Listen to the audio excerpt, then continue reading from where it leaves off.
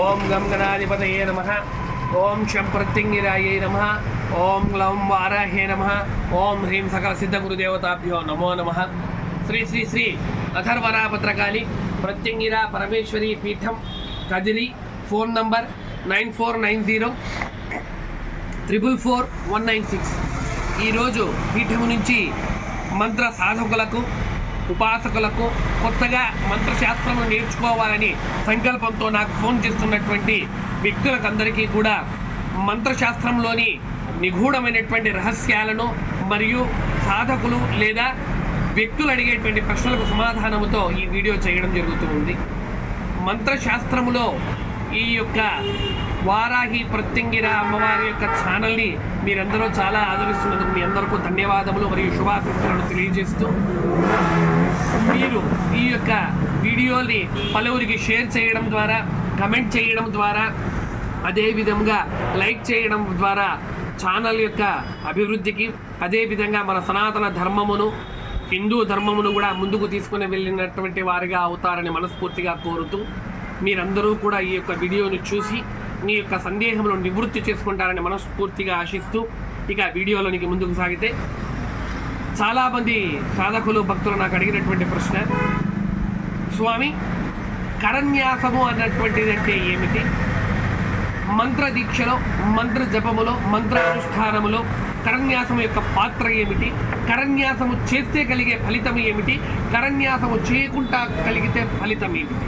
చేయవచ్చా, చేయకూడదా? వీటన్నిటికీ కూడా ఈ యొక్క వీడియోలో నిగూఢంగా మహారహస్యమైనటువంటి వ్యవహారమును మీ ముందుకు ఉంచడం జరుగుతూ ఉంది.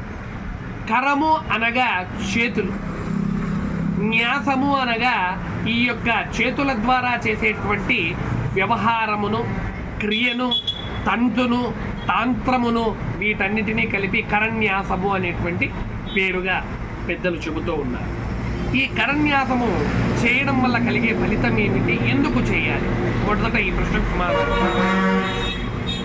ప్రకృతి అనగా అమ్మవారి యొక్క తత్వమును ప్రకృతి అని, పరమేశ్వరుడు అనగా అయ్యవారి తత్వమును పరమేశ్వరుడు అని అంటారు. అనగా ప్రకృతి పరమేశ్వరుడు తత్వమును మనకు స్త్రీ విద్యగా ప్రకృతి తత్వమును, పురుష విద్యగా మహానుభావుడైనటువంటి సకల దేవతల యొక్క తత్వమును కూడా చెబుతూ ఉంటారు. ఈ విధంగా తీసుకుంటే ప్రకృతిలో ఉన్నటువంటి తత్వమును మనము శరీరములోనికి తీసుకొని ఆపాదన చేసుకుని మన యొక్క కరముల ద్వారా ఆ యొక్క అమ్మవారి శక్తిని కానీ అయ్యవారి శక్తిని కానీ శరీరంలోనికి సముపార్జన చేసుకునేందుకు చేసేటువంటి తంతును, క్రియను కరన్యాసము అని అంటారు. ఇది అందరికీ కూడా అర్థమయ్యేటువంటి విధముగా సరళ భాషలోనే చెబుతూ ఉన్నాను. సాంస్కృతికంగా దేవనాగరి భాషలో మనము చెప్పడం లేదు. ఎందుకు రానంటే ఈ వీడియో చాలామంది చదువు లేని వారు, చాలామంది విషయం తెలియని వారు చూస్తున్నారు. కాబట్టి అందరికీ కూడా విషయం తెలియాలి అన్న సంకల్పంతో మహా అద్భుతంగా ఈ యొక్క భాషలో, సరళమైన భాషలో తెలియజేయడం జరుగుతుంది. కరన్యాసములలో తత్వమును ఏ విధంగా మనము ఆపాదన చేసుకోవాలి?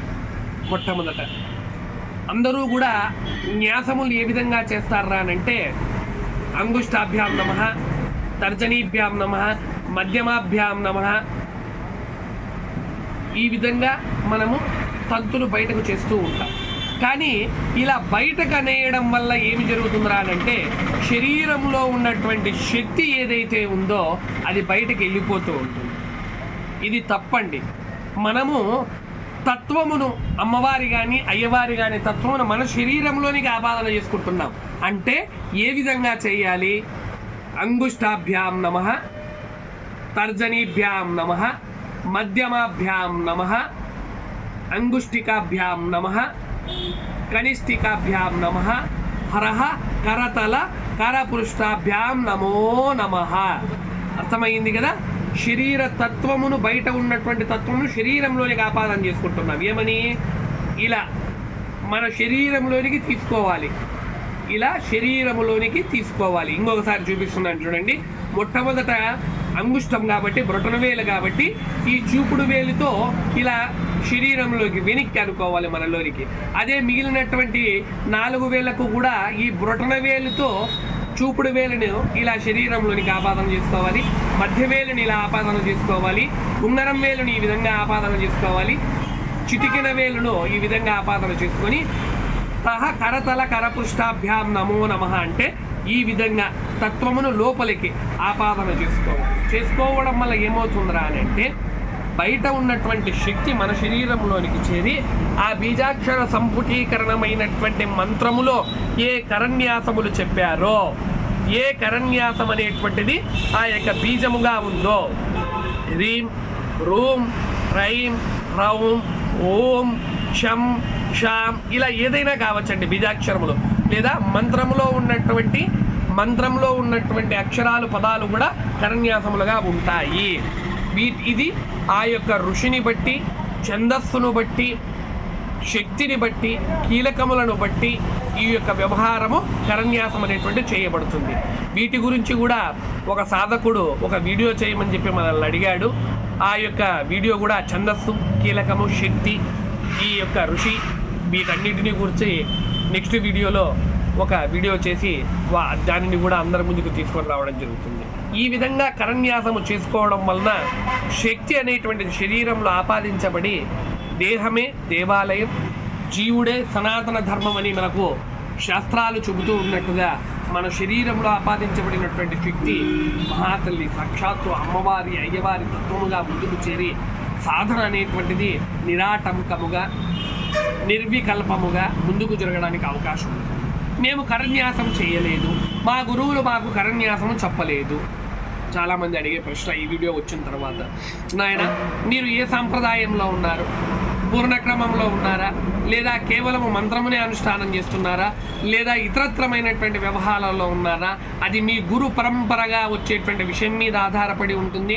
మీకు తెలియకపోతే మీ గురువులకు ఫోన్ చేయండి, లేదా వారి పాద పద్మములను సద్గురువు పాద పద్మములను ఆశ్రయించి గురుదేవా నాకు కరన్యాసము, అంగన్యాసము, ఋషిన్యాసము, ఛందస్సు, శక్తి, కీలకము మీరిచ్చిన మంత్రానికి నాకు తెలియజేయవలసిందిగా మీ యొక్క పాద పద్మములను బట్టి నమస్కారము తెలియజేసుకుంటున్నాను తండ్రి అని చెప్పి ధ్యాన శ్లోకమును కూడా తీసుకోండి. లమిత్యాది పంచోపచార పూజలను కూడా గురువు గారి దగ్గర తీసుకొని మంత్రసిద్ధికి, మంత్ర సాధనలో అతి శీఘ్రముగా ముందుకు వెళ్ళి ఆ యొక్క తత్వములోనికి మీరు ప్రవేశించి నాకు అనుభవాలు కలగలేదు, నాకు అనుభూతులు కలగలేదు అనుకోకుండా ఇలా చేయడం వల్ల ఆ భగవంతుల అనుభూతులు కలుగుతాయి, అనుభవాలు కలుగుతాయి, స్వప్నములో దర్శనాలు కూడా కలుగుతాయని మీ అందరికీ కూడా తెలియజేస్తూ ఈ వీడియోని ఇంతటితో ముగిస్తూ ఓం శం ప్రత్యంగిరాయే నమః, ఓం హ్రీం సకల సిద్ధ గురుదేవతాభ్యో నమో నమః, హర నమః పార్వతీపతయే హర మహాదేవ శంభో శంకర. సర్వం శ్రీ వారాహి సమేత అథర్వణ భద్రకాళి ప్రత్యంగిరా పరమేశ్వరి తల్లి దేవత చరణారవిందార్పణమస్తు. హరి ఓం తస్సత్.